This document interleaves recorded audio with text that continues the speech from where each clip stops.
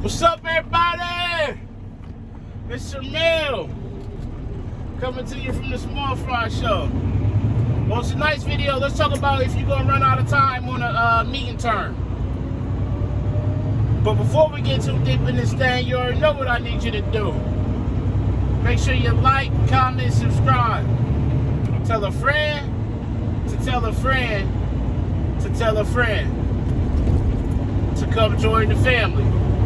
Also, the views and topics expressed in these videos are mine and mine only. They do not represent the company I work for. I am not a spokesperson for said company. Now that we got that out the way, how everybody doing? It's Tuesday morning, 12:25 in the morning. We came up here, we went to Irving, then we had two empties over here to Erie, got our two, we heading back to Columbus. So, let's talk about if you run out of time on a meeting term. There's a couple different scenarios that can take place, that can happen, that can play out. I'm going to try to cover them all. I'm going off the top of my head like I always do. So y'all got to work with me. So I'm going to use this run for an example. On this Irving, New York run from Columbus. If something happens on the way up, you know, I'm looking like, man, I ain't going to make it back. So I have to make a decision. And what that decision is, and I know I can't get like within the Columbus city limits. I had to either lay down in Cleveland or Mansfield. Now this actually happened to me. I ran out of time because I had the weather and I had a mechanical issue. Y'all saw the video. I had to lay down in Mansfield. So at that point, you know, when I hopped on this run, I knew the weather gets bad up here. So I went to the planner and I said, hey, if there's a situation and it looks like I'm not going to make it back, do you, A, not stop me to pick up freight and just send me back?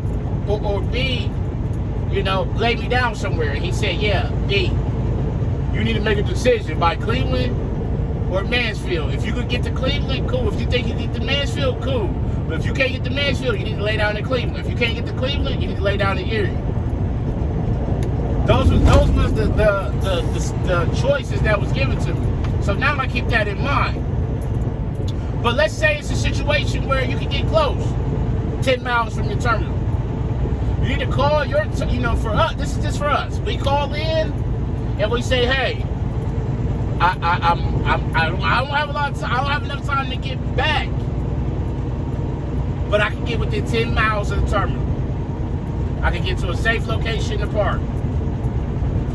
Do you have either a city driver or a line haul driver that's returning that you could bring to come and rescue me and drive the truck back to the terminal? They gonna say yay or nay. If they say yeah, okay, cool, this is where I'm gonna be. You go there, you wait, they bring the driver, that driver log in, they drive you back to the terminal. If they say no, well, go back to the number one thing I said.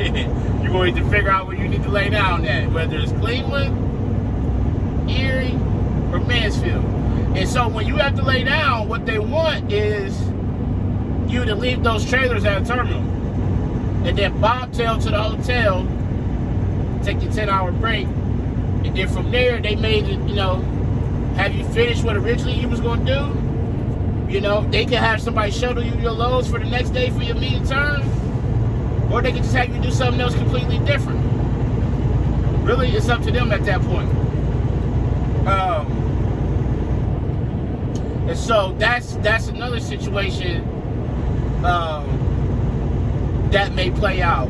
And I believe that if you are on a line haul meeting turn or just a day run when you go out and come back, you know, whether it's a day or night, I believe that it will eventually happen to you because these trucks break down, tires blow out.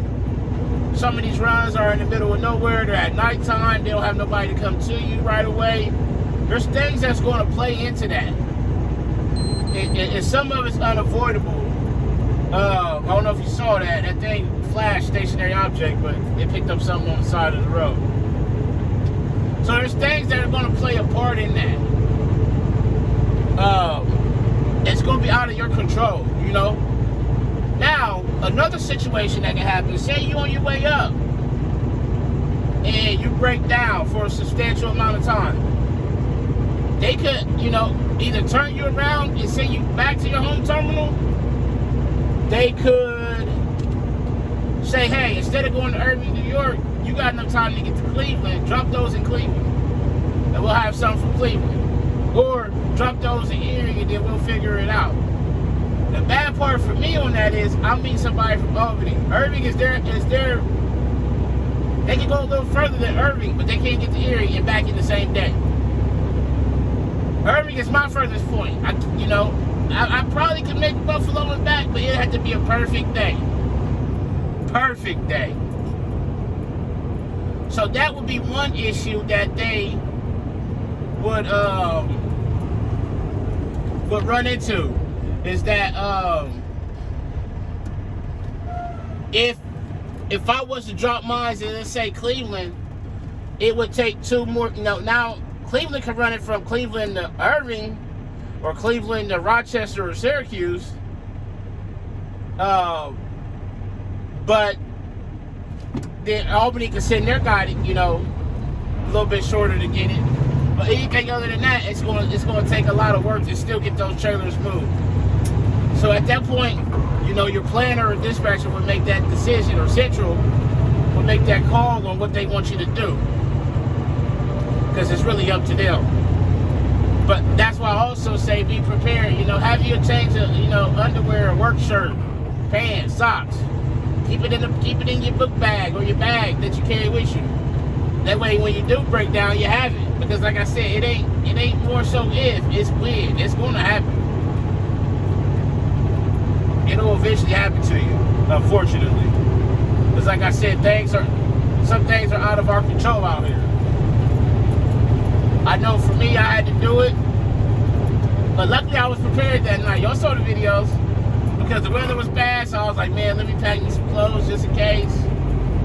And good thing I did, because I definitely needed it that night. Because I could have made it back, though. If it wasn't for the brakes freezing up, I would have made it back.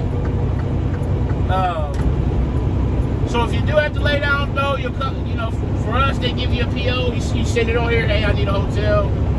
They send you a PO and what hotel they use in the area. You just go to that hotel, give them your PO number, your driver number, and that's it. They'll take your 10. When your 10 is up, call Central, and they'll tell you what to do next. It's pretty simple, but it's things that, may happen.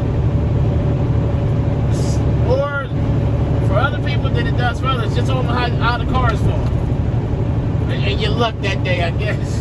So that's it, man. That's something that can happen if you run out of time. It's not like the sleeper truck where you can pull over at a rest area or truck stop and take your 10. It's day cab, so you have to find a hotel to go to. And the company will help you with that, so that's it. That's what happens if you run out of time. But as always, make sure you ride to your pickup and your delivery on time and safely. Call your loved ones, tell them you love them. Love on somebody today. But most importantly, be the reason that somebody smiles today. The world needs it now more than ever. It's Sir Mel coming to you from the one and only Small Fry Show, and I'm out. Peace.